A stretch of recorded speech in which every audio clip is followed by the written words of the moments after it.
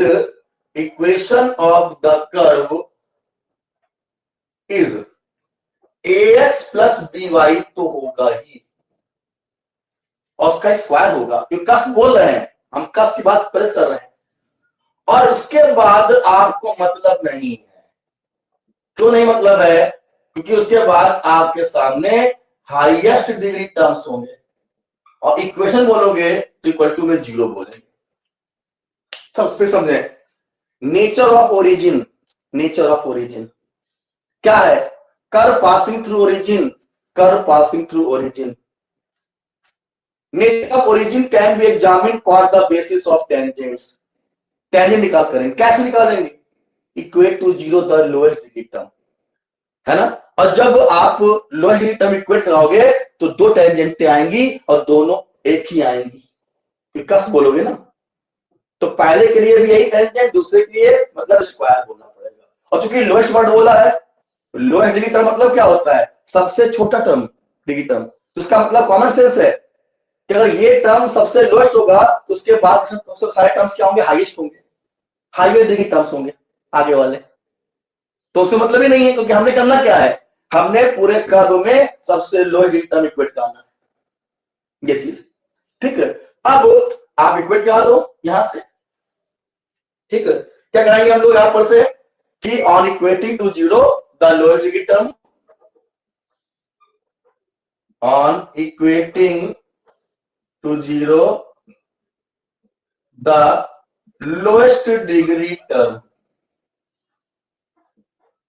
Lowest degree term सबसे छोटा कौन होगा आपका? यहां पर हम लोग पहले मान चल रहे हैं, इसलिए हम लोग टॉपिक कर रहे हैं। क्या होगा? ax प्लस by का whole of square equal to zero. तो स्क्वायर का मतलब दो टेंजेंट है, एक नहीं है, और दोनों सेम है। तो ठीक है, कस बन ही रहा है। तो ax plus by equal to zero. अब करें क्या? इस टेंजेंट पर आप ड्रॉप करेंगे परपेंडिकुलर। कैसे? आप कर्व की किसी ब्रांच पर, चाहे इस ब्रांच पर चाहे इस ब्रांच पर, मुझे अभी पता नहीं है कि दोनों ब्रांच कोई डायरेक्शन में है, कहीं पर भी है, आपको आइडिया दिया केवल है, वो भी बात की बात है। तो एक कोई पॉइंट आप लेंगे P, आपने जनरल पॉइंट लिया P, आपने इस पॉइंट से टेंजेंट, कौन सी टेंजेंट आपकी है? ये टेंजेंट है ax प्लस by, ऊपर लिखा मैंने, पहले लिख दिया। इस टेंजेंट पर ax plus by equal to zero पर आप ड्रॉप करेंगे perpendicular small p। PM, PM क्या है? परपेंडिकुलर। तो let small p be the length of perpendicular, length of perpendicular from किस पॉइंट से? x, y पॉइंट से ऑन दिस टेंजेंट। इस टेंजेंट पर x, y से आप क्या खींचेंगे? परपेंडिकुलर खींचेंगे p। और हर बच्चे को परपेंडिकुलर लेंथ का फॉर्मूला आता है, जो कि यहां पे जनरल पॉइंट लिया है तो x, y के प्लेस वही रखेंगे। तो आपने लेंथ ऑफ परपेंडिकुलर फॉर्मूला पढ़ा होगा, हाई स्कूल में था, ax plus by upon under root a square plus b square. इसने पढ़ा होगा। इस लाइन पर जब क्या ड्रॉप करोगे? परपेंडिकुलर ड्रॉप करोगे तो ये लेंथ का फॉर्मूला है, परपेंडिकुलर लेंथ का। ठीक, अब ये आपकी एक न्यूमेरिकल वैल्यू है। तो अगर आप कहते हैं न्यूमेरिकल वैल्यू है तो कांस्टेंट होगी, और मैथमेटिक्स में जब बताते हो कांस्टेंट तो एक साइन आता है, उसका नाम होता है प्रोपोर्शनल कराता है, प्रोपोर्शनल। तो p जो है वो ax प्लस by के डायरेक्टली क्या होगा? प्रोपोर्शनल होगा। अब एक काम करेंगे जो हमें करना क्वेश्चन में है,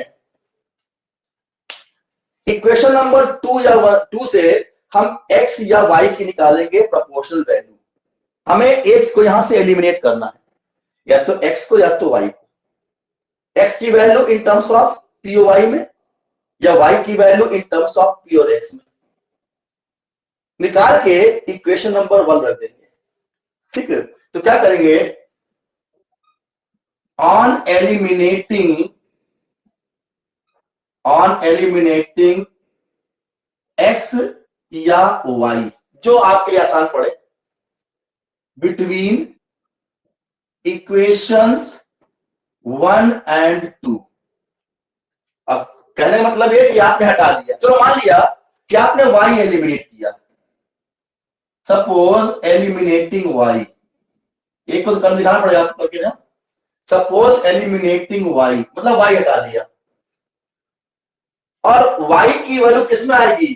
थोड़ा सोचेंगे इस चीज को आप कि जब y की निकालेंगे वैल्यू तो इन टर्म्स ऑफ p और x में आएगी, और उठा के आप पूरी इक्वेशन में रख देंगे, जहां जहां y होगा वहां रखेंगे p minus X upon B, proportional बोलना है p minus X upon B, और फिर उसको अरेंज कर लेंगे। ये सब काम सोचना आपको अभी है, जब कोई क्वेश्चन आएगा वहां करना भी आपको है।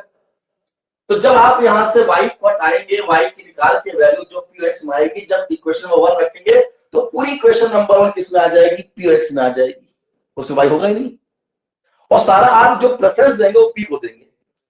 तो इक्वेशन लेट इक्वेशन 1 बिकम्स, अभी कोई आइडिया नहीं है, थोड़ा सा आप खाली एज्यूम करेंगे, इक्वेशन 1 हो जाएगी, क्या होगी, कितनी होगी इसे बता देंगे बाद में, AP square plus BP plus C on neglecting higher powers. P की हायर पावर्स को छोड़ना आपको है, आपको P क्यों नहीं बोलना है। P में आप बना लेंगे अपनी कैसी इक्वेशन, क्वाड्रेटिक इक्वेशन बना लेंगे, ठीक है। केवल लिखेंगे केवल कौन सी पावर, सेकेंड डिग्री तक, ठीक है। मतलब सेकेंड डिग्री पावर जो है केवल आप लिखेंगे, बाकी आप छोड़ देंगे, ठीक है। तो on neglecting higher powers of P, केवल P की सेकेंड डिग्री टर्म, तो AP square plus BP plus C, इस फॉर्म में आप अपनी इक्वेशन ले आएंगे, ठीक है। अच्छा, अब इसमें ये A B और C है, ये आपके क्या होंगे, ये वही टर्म होंगे जो P के साथ आएंगे, तो ये आपके X के टर्म चलेंगे, क्योंकि आपने Y को एलिमिनेट किया है ना, तो वैल्यू किस में आएगी, P और X में आएगी ना, इसलिए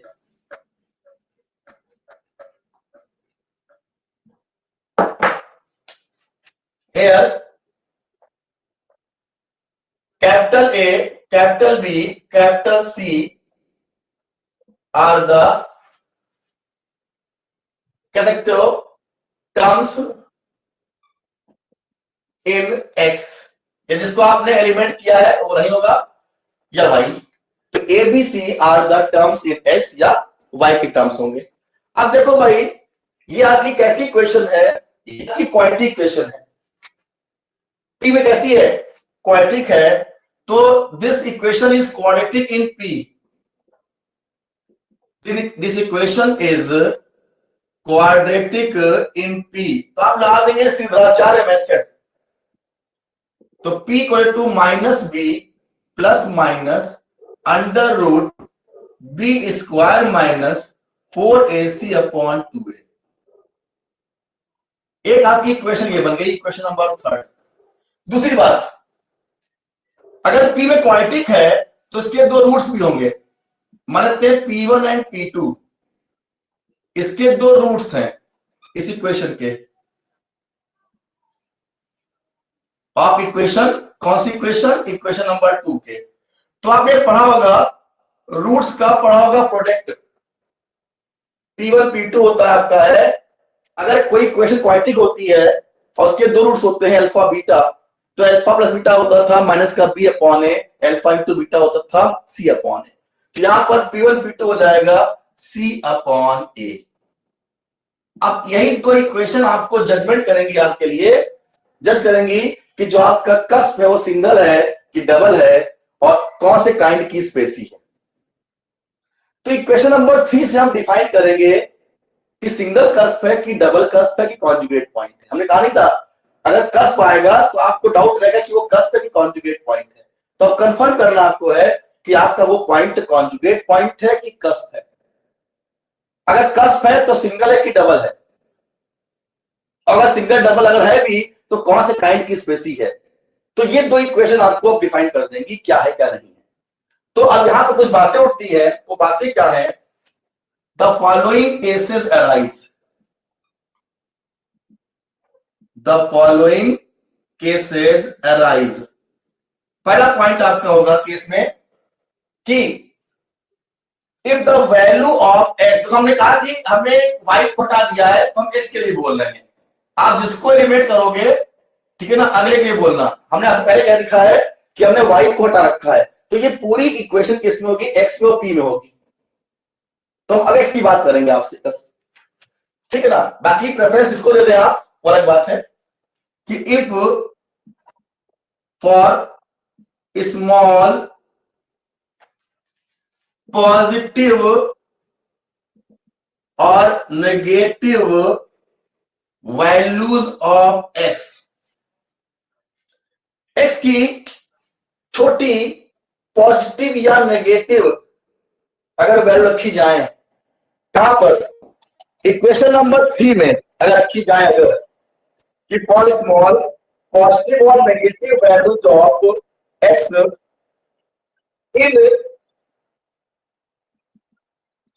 इन इक्वेशन थर्ड। अब इक्वेशन नंबर 3 आपको डिफाइन करेगी कि आपका वो पॉइंट कॉन्जुगेट पॉइंट है कि सिंगल कस्प है कि डबल कस्प है। अगर एक्स की स्मॉल वैल्यू रखी जाए, पॉजिटिव या नेगेटिव रखी जाए, और आपका पी हमेशा इमेजनरी आए, क्योंकि रूट के अंदर देखना, रूट के अंदर अगर नेगेटिव आता है तो हमेशा आई होता है, इमेजनरी होता है, तो सब कुछ इस पर टिका हुआ रूट के ऊपर है। तो अगर आपके लिए एक्स की पॉजिटिव या नेगेटिव वैल्यू के लिए अगर पी हमेशा इमेजनरी आता है, तो आपका जो ओरिजिन है वो आपका कॉन्जुगेट पॉइंट होगा। अगर एक्स की स्मॉल पॉजिटिव या नेगेटिव वैल्यू के लिए आपका पी हमेशा रियल रहे, ऑलवेज रियल रहे, तो आपका जो डबल कस्प बनेगा कहां पर, ओरिजिन पर। Double cusp is expected at the origin. अगर पी की रियलिटी वेरी कर जाए विद साइन ऑफ एक्स, मतलब आपने प्लस रखा तो रियल ला, माइनस रखा तो इमेजरी हो गया, तो रियलिटी ऑफ जो पी है वो वेरी कर रही है एक्स के साइन पर, तो फिर आपका सिंगल कस्प होगा। ठीक है, जल्दी से साइन लेते हैं फटाफट।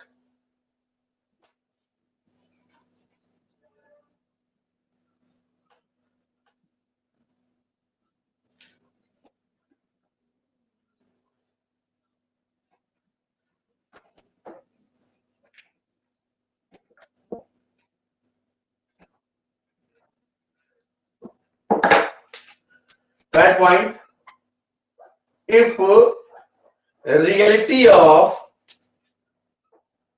P varies with sign of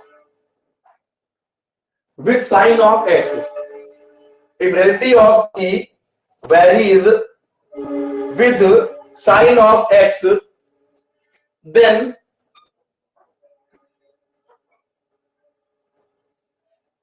origin is a single cusp. वहां पर पॉइंट है ओरिजिन, वो आपका सिंगल कस्प होगा। अब स्पेसी फर्स्ट होगी या सेकेंड होगी, वो डिफाइन करेगा, इक्वेशन नंबर 4 करेगा। ठीक है, ये थर्ड के साथ बोला है, इक्वेशन थर्ड से फोर्थ पॉइंट। परपेंडिकुलर्स हैं, अगर उनका हम क्या कर रहे हैं, प्रोडक्ट कर रहे हैं, अगर वो पॉजिटिव आ रहा है, इसका मतलब क्या होता है, आप लोग मैथ्स की जानते होंगे कि भाई प्लस इंटू प्लस होता है प्लस, और माइनस इंटू माइनस होता है प्लस। इसका मतलब क्या है कि दोनों परपेंडिकुलर या तो एक ही साइड से ड्रॉप किए गए हैं या तो ऊपर से नीचे। अगर दो ब्रांचें ऊपर की ओर हैं और टेंजेंट नीचे की ओर है, मतलब एक ही साइड पर है, तो आपने इस ब्रांच से परपेंडिकुलर ड्रॉप किया P1, ये ड्रॉप किया P2, तो दोनों पॉजिटिव होंगे, तो पॉजिटिव पॉजिटिव पॉजिटिव पॉजिटिव मिल रहा है। या टेंजेंट ऊपर है, दोनों ब्रांचें नीचे हैं, तो ये P1 है, ये P2 है, ये भी नेगेटिव में, ये भी नेगेटिव में, तो माइनस माइनस क्या प्लस, दो प्लस है। तो दोनों इंस्टेंस देखो कि जब टेंजेंट अगर जो है उसके एक ही तरफ दो ब्रांचें होती हैं, तो आपका फर्स्ट काइंड का सेकेंड काइंड का आपका कस्प था। स्पेसी क्या थी, सेकेंड काइंड की थी। और जब एक पॉजिटिव हो एक नेगेटिव हो, तो प्लस माइनस क्या होता है, माइनस होता है। तो देखो भाई, ये एक ब्रांच ऊपर नीचे होगी और टेंजेंट बीच में होगी, तो इसका मतलब क्या हो गया इसका मतलब एक परपेंडिकुलर पॉजिटिव होगा, एक नेगेटिव होगा, इसका रिजल्ट कैसा नेगेटिव आएगा। तो पॉजिटिव या नेगेटिव करते हैं, अगर नेगेटिव आ गया तो इसका मतलब क्या है, आपका स्पेसी कौन सी है, फर्स्ट काइंड की। तो क्या बोलेंगे, देन cusp is of, या कहते तो species is of first kind, इतना बोलते बहुत है। Then species is of first kind. और अगर P1 P2 का प्रोडक्ट किया वो पॉजिटिव आया for small value of, for small values of x, तो then species is of second kind. इस काइंड की होगी सेकेंड काइंड में क्या था, दोनों ब्रांचें टेंजेंट के एक ही तरफ थी, अब चाहे दोनों ऊपर हो चाहे दोनों नीचे। और फर्स्ट काइंड में क्या था कि दोनों ब्रांचें टेंजेंट के अपोजिट साइड में थी, तो अपोजिट होने की वजह से एक परपेंडिकुलर प्लस में रहेगा, एक नेगेटिव रहेगा, तो रिजल्ट नेगेटिव आएगा। और अगर दोनों की तरफ है तो पॉजिटिव, या दोनों तरफ नीचे की ओर है नेगेटिव, तो प्लस प्लस प्लस रहेगा और माइनस माइनस प्लस आएगा। तो स्पेसिफिक चेक करेंगे इस इक्वेशन के हिसाब से, आप देखना कि कितना ये साइड किसी अपॉन कितना आ रहा है, प्लस आ रहा है कि माइनस आ रहा है, ठीक है ना, जो आएगा उसके हिसाब से इस बोलना आपको स्पेसी है। और इस इक्वेशन की सहायता से आप चेक करोगे कि आपका जो ओरिजिन है वो कॉन्जुगेट पॉइंट है कि सिंगल कस्प है कि आपका डबल कस्प है। तो ये कुछ आपका ऑब्जर्वेशन है, जब कोई क्वेश्चन करेंगे तो वहां पर काफी आपका कंफर्म हो जाएगा, क्लियर हो जाएगा कि वास्तव में हमें कैसे नेचर चेक करना है किसका कस्प